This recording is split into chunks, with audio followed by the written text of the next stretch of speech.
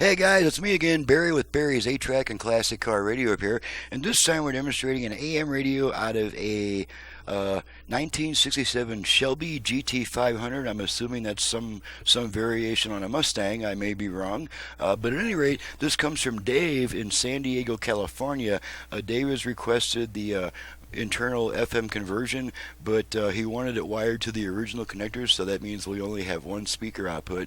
So this is going to be a really quick test because we don't have a balancer or fader to test. We don't even have Bluetooth to test. Just a straightforward AM radio with FM wired to the original connectors for one speaker operation. So you're only going to hear output on the right side in this case. So I've got it set to AM at the moment, to the one strong station I get. So let's go ahead and turn it on.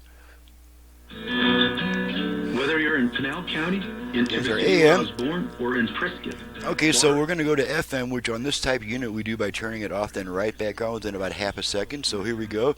Off, on. Now we're on FM, and I have all 5 presets set to stations in my ear for a quick test. Perdonar. Es muy triste cuando no sabemos hacer. In a rumble of thunder, high 73. Where you lay your head at night and what. Alrighty, turn the tone down, tone up. Okay, last thing is to make sure that the Dialite works, so we'll just touch this real quick. Okay, you can't see it because of the lighting, but I can see it.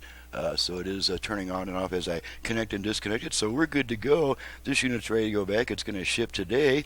I'm Barry with Barry's 8-Track and Classic Car Radio Repair. To reach me for service, please visit the website in the description below.